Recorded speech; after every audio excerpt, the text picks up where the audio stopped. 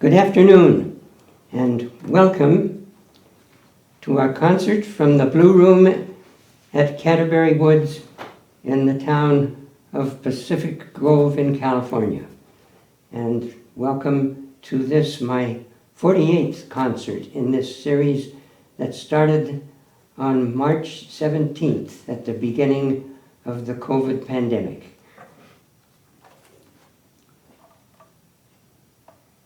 We're starting with the music of Richard Rodgers and Oscar Hammerstein.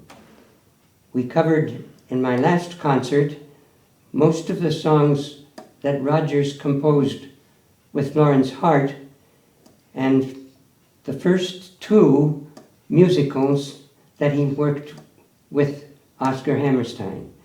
And we're starting this afternoon with the music of South Pacific, which was the third concert that Rodgers worked with Oscar Hammerstein. During the course of the Second World War, James Michener served as a naval historian. He was a lieutenant commander stationed at the Espiritu Santo Naval Base on the island of Espiritu Santo in the New Hebrides Islands. His assignment was to chronicle the course of the Pacific Campaign in the war. After the war, Michener spent a year and a half carefully mining the notes he used to make his reports and mining his memories of the interactions between the locals on those islands and the military and medical personnel assigned to the islands. He used those notes and those memories to write a series of short stories. And in 1947, he published Tales of the South Pacific. It was his first book, was awarded a Pulitzer Prize for fiction in 1948, and launched his career as a writer of historical fiction. Shortly after its publication in 1947, Tales of the South Pacific caught the attention of Oscar Hammerstein. He approached Richard Rodgers with the proposal to adapt 2 of the 19 stories in Michener's book into their next musical, suggesting it could both be another successful musical and that it could send an important progressive message on racism that he thought their audiences were ready to hear. Rodgers was immediately impressed with Hammerstein's enthusiasm for both of his points. And in addition, and probably most importantly, he was very anxious to get to work again with Hammerstein on another musical after his delight with the success of Oklahoma and Carousel. They got to work immediately. They signed Joshua Logan to help with the book for the adaptation, for which the 3 of them, Hammerstein, Rodgers, and Logan, were awarded the Pulitzer Prize for Drama in 1950. And together they started to search for the right lead singers. Rodgers had learned that Ezio Pinza had just announced his retirement from the Metropolitan Opera. Just the right voice and the right personality for Émile Debec, the French expatriate planter that Nellie Forbush would fall in love with, and especially if the music would be just right for his aging voice. And Rodgers would see to that. In that case, Pinza would be delighted with the opportunity to extend his career as a singer. And Mary Martin was about to wrap up her final tour as Annie in Annie Get Your Gun. She did not have an operatic voice, and she wanted both Hammerstein and Rodgers to be very clear about, nor had she had any operatic training. She was just, as she put it, a belter of songs. But if she could be assured that she would never have to match her voice against the powerful bass of Pinza, she would think about it. She and her husband lived close by the Hammersteins in Manhattan, and Oscar invited them over for dinner to have a chance to show her 3 songs that he and Rogers had ready for the show. Unfortunately, none of them were songs that Nellie Forbush would sing. One of them was Some Enchanted Evening, which they had just finished and which Rogers had composed perfectly to fit Pinza's voice. She was very impressed with the music. She was very disappointed that it would not be for Nellie to sing. Nonetheless, the quality of their work and the care they were willing to take to consider the singer's limitations in range and power were very convincing to her. She signed on to the project. She later said on several occasions how very, very glad she was that she made that decision and how easy it was to work with both Rogers and Hammerstein.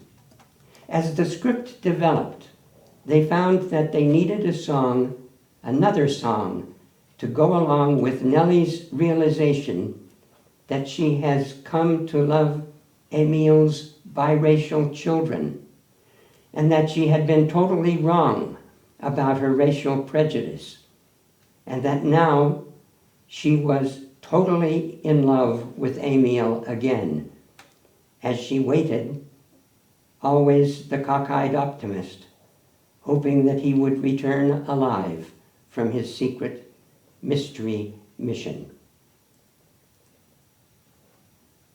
Hammerstein and Rogers decided, why write another song? Why not just use their best song again in a reprise? Why not, at this point, close to the end, have Nellie sing the song that Mary Martin had hoped was going to be hers to sing the first time she had seen the chart, that night when Hammerstein had showed it to her? Why not let Nellie sing Some Enchanted Evening in a reprise, just before the finale of the show? And that brings us to our first song of this concert today, a medley of 2 songs that Rogers created for Ezio Pinza. I've put them together in a medley, Some Enchanted Evening, and This Nearly Was Mine.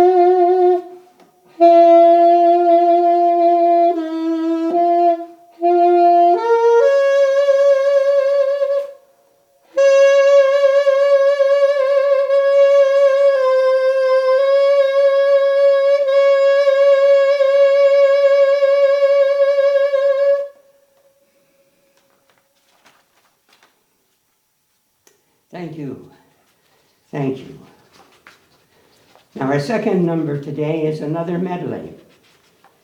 It's comprised of one song from South Pacific and one song from The King and I. South Pacific had been showing on Broadway for 2 years before The King and I opened on March 29th, 1951. The two musicals both closed 3 years later, within 60 days of the same date in 1954. South Pacific had it run for 5 years, and The King and I for 3. I think of this medley as a bridge and a link between those two wonderful and very, very lasting musicals. The first song in the medley is Bali High. The first 3 dramatic notes of that song are the notes that introduce the audience to the overture of South Pacific. And a bit later, the rest of the song introduces the audience to the mysterious island where Lieutenant Joe Cable meets and immediately falls in love with the beautiful Polynesian Liat. The second song in the medley is Something Wonderful from The King and I, which Lady Thiang, the king's head wife, sings to Anna to try to explain to Anna her own strange and complicated, wonderful husband, and why and how deeply she loves him. Here is the extraordinary music of those two songs. Note especially the drama and the mystery of the first 3 notes of the first song and the first 6 notes of the second. Bali High and Something Wonderful.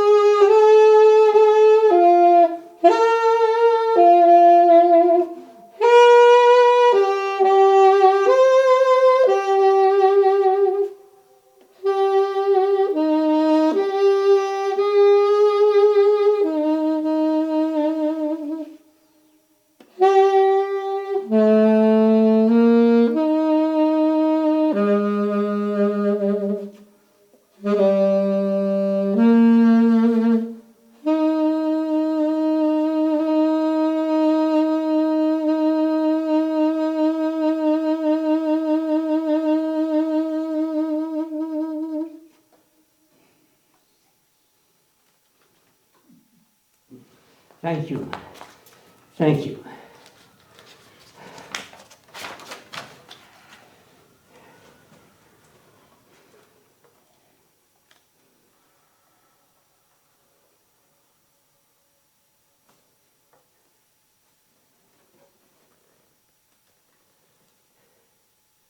Now I will switch to the clarinet.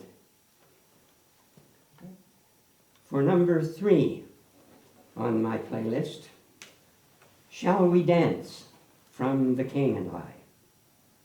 Musically, most likely the most successful hit of the many hits from the play, and certainly the most important song dramatically. And a perfect example of Hammerstein's skill in using a song and the action of a dance without a word of dialogue to express the most important and most complicated element in the story the play is telling. Here is the setting for Shall We Dance. An envoy is on his way from London to check on the rumor that the King of Siam is a barbarian enslaving his people. The king prepares to receive the envoy with a very Western party, including a dance with a band playing Western music, and all of the king's wives, as well as Anna, dressed in ball gowns. The envoy, Sir Edward, arrives. He recognizes Anna as an old friend from their London days. And with the band playing and Anna dressed for a ball, playfully asks her, "Shall we dance?" They had taken only a few steps when the king interrupts them and rudely announces that dancing is for after dinner. Sir Edward politely leaves, but those 3 words, "Shall we dance?" have left a powerful memory in Anna's mind.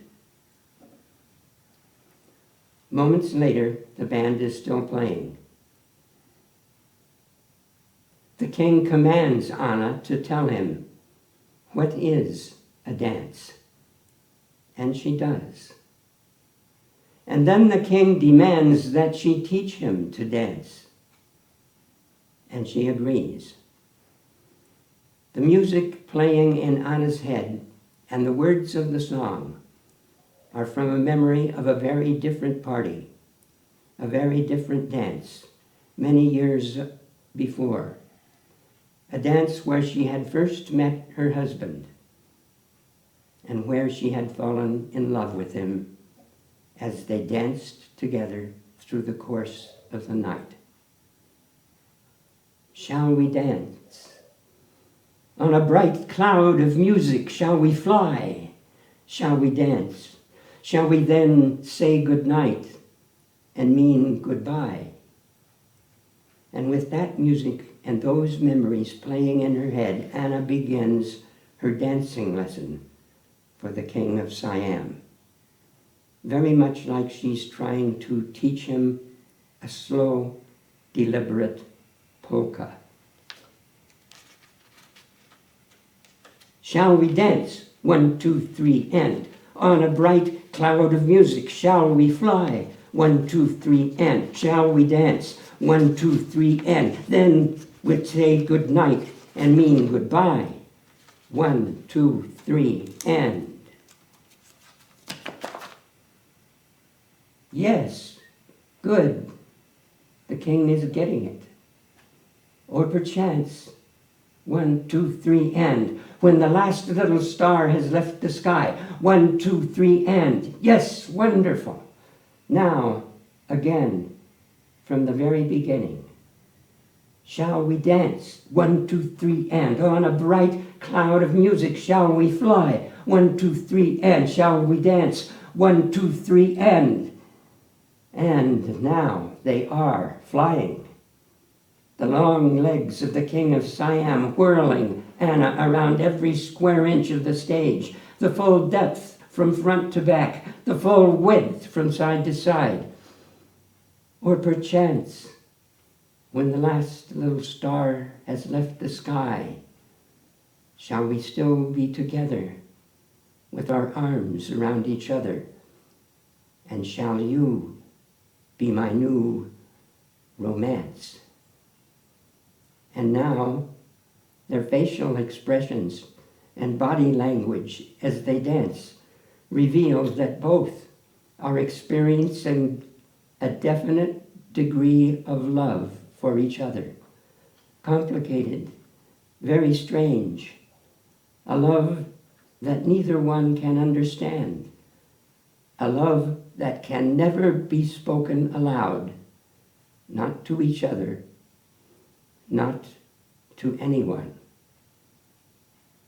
On the clear understanding that this kind of thing could happen, shall we dance? Shall we dance? Shall we dance?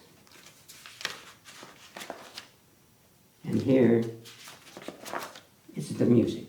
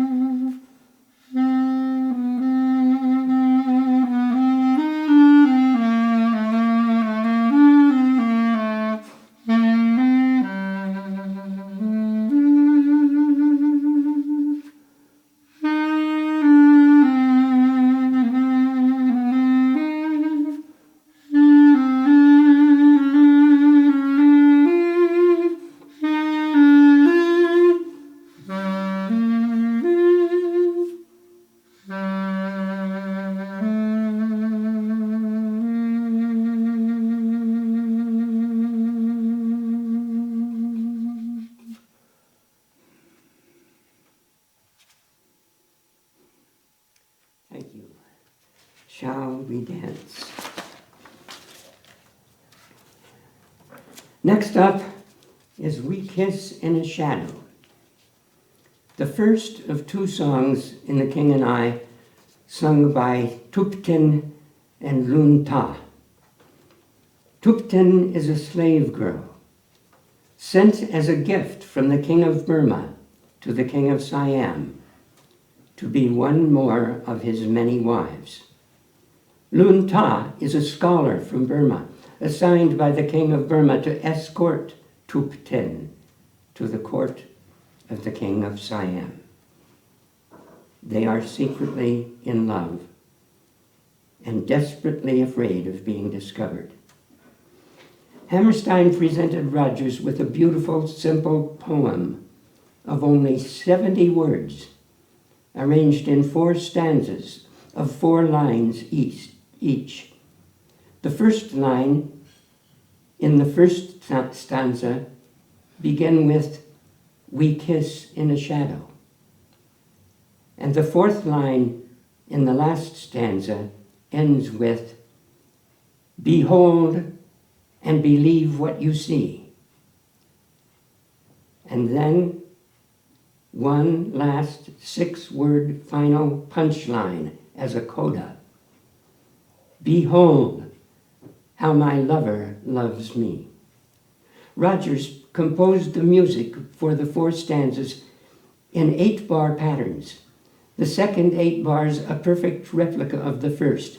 The third 8 bars as a bridge, changing to a minor key 1/3 higher than the first 16 bars. And finally opening up at the end of the bridge, out of the whispering secrecy with music swelling to forte, to correspond with the words, together we sigh, for one smiling day to be free, and then ending at full volume for the final 12 words.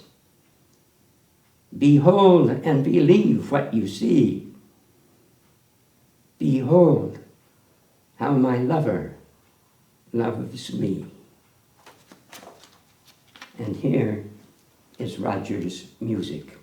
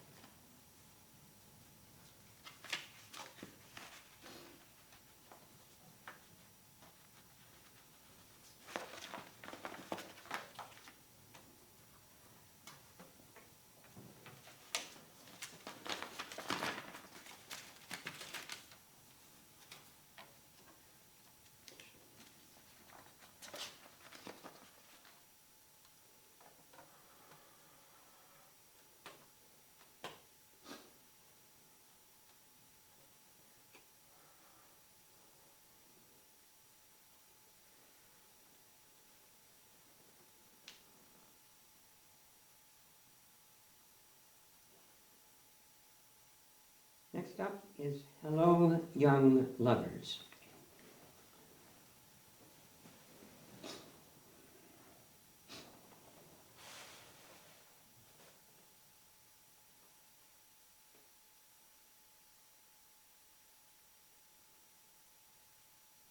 Pardon me. Early in Act 1 of The King and I, Anna sings this song to a gathering of the wives of the king, including Tuptin, who has just recently arrived in the court. Anna had met Tuptin and knew about her secret love for Lun Ta.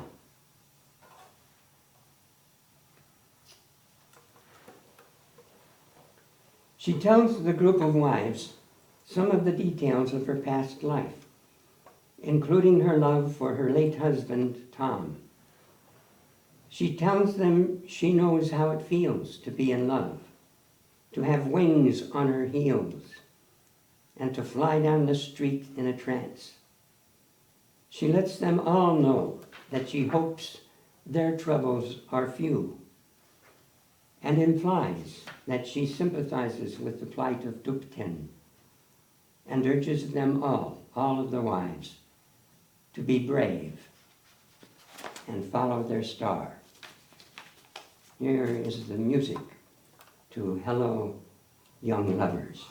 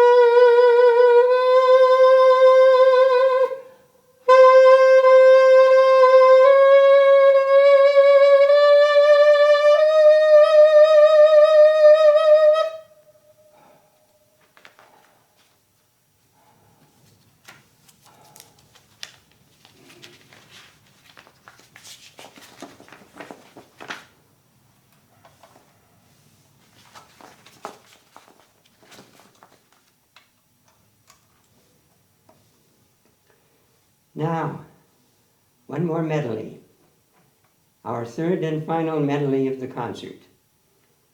For this one, I've put together two beautiful love songs, one from The King and I, and one from South Pacific. I Have Dreamed, from The King and I, is the second beautiful love song sung by Lun Ta and Thupten together, sung to each other. For this one, all the whispering and hiding in the shadows is gone. They have both dreamed of their love blossoming in a context of freedom. And they have a plan for freedom. The plan will, of course, ultimately fail. But right now, for this wonderful moment, they totally believe in it. And they sing out to each other a fully open expression of their love. And I've added to that wonderful love song, Younger Than Springtime from South Pacific, Lieutenant Joe Cable's first song in the play, in which he describes to the beautiful Liat what it feels like to be falling in love with her. Here's the medley. I Have Dreamed and Younger Than Springtime.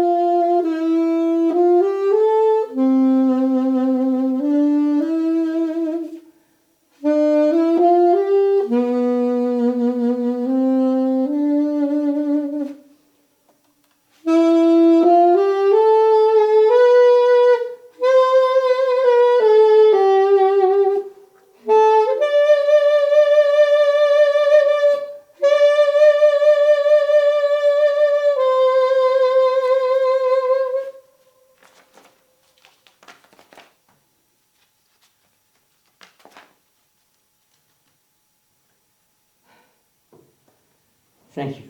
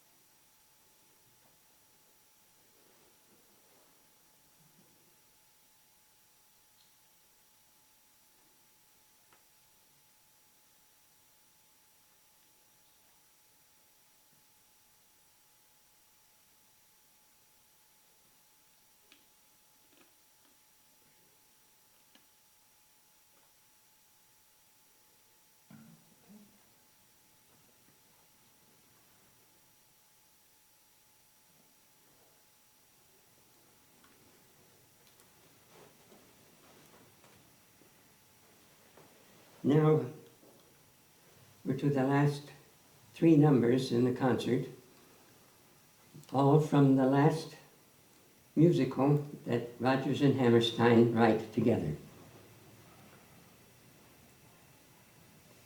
The musical is based on a true story written by Maria von Trapp about the lives of the von Trapp singers in Austria just before the Austrian Anschluss, when the German army moves in to take over Austria and govern it with a Nazi army. The first song in the musical is The Sound of Music, and it's sung by Maria as she just dances in the hills and expresses what a love she has for Austria and for its hills and for its music. And it introduces this wonderful character played by Mary Martin, who is going to teach the children of an Austrian captain, and in the course of teaching them, teach them to sing. The captain doesn't want them taught to sing, and the entire musical up to the end is about how she overcomes his resistance, teaches them to sing, teaches him to sing again, and prepares them to escape from the German occupation over the hills, over the pass, into freedom. And the musical ends with the dramatic climb every mountain. Here we are with the introduction to the musical, The Sound of Music.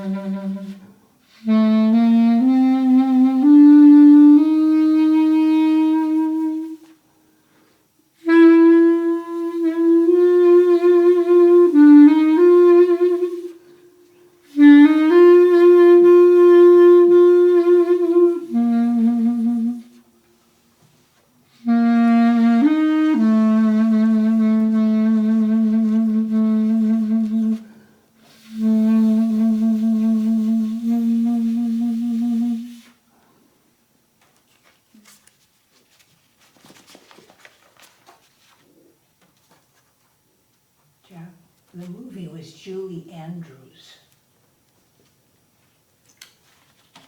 I'm just reminded that in the wonderful movie made of the musical, Julie Andrews played the part of Maria von Trapp.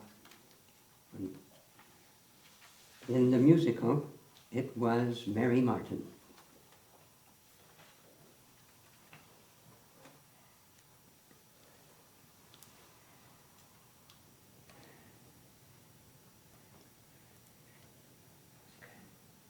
Edelweiss was a song that was written, at least the story goes now, that has reached a level of myth, that it was written in 15 minutes by Richard Rodgers after Hammerstein gave him the words to it.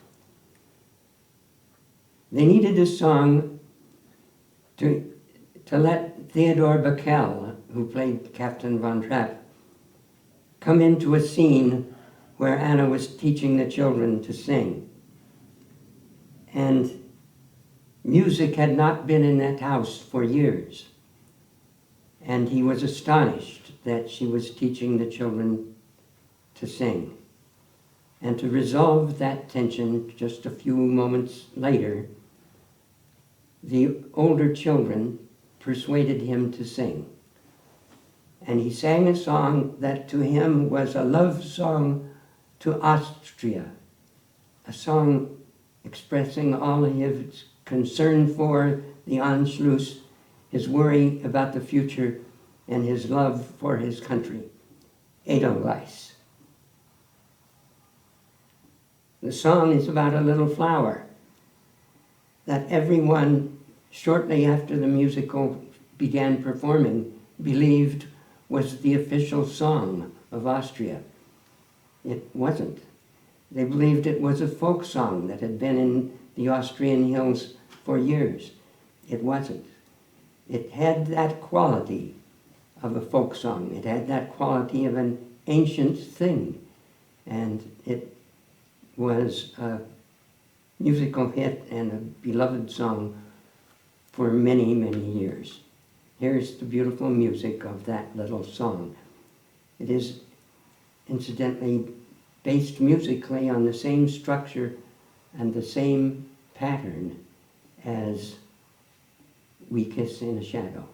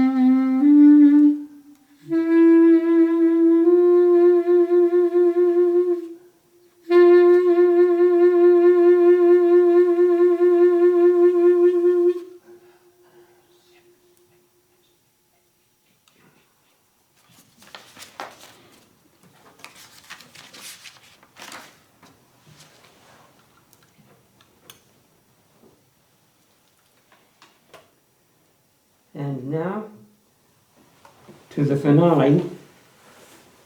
And actually, it was a song that framed the musical.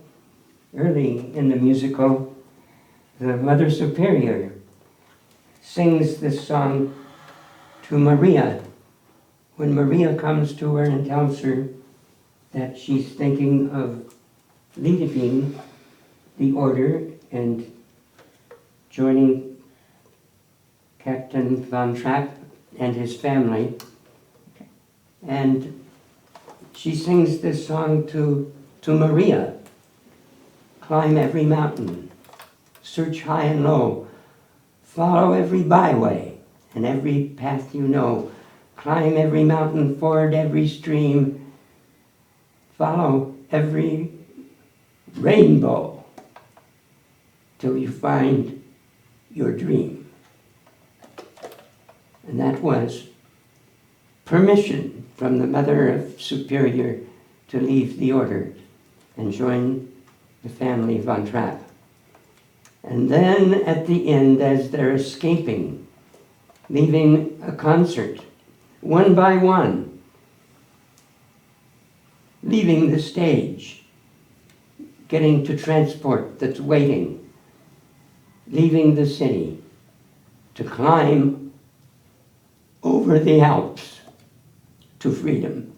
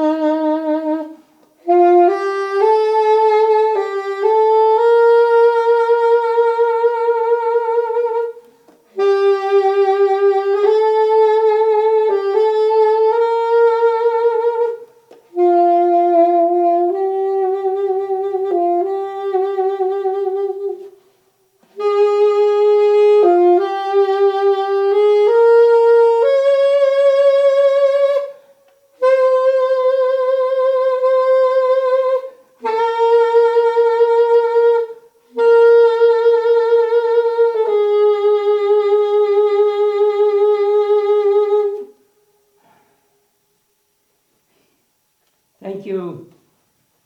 Thank you for being here. And I'll see you just 4 weeks from now for another concert. Thank you.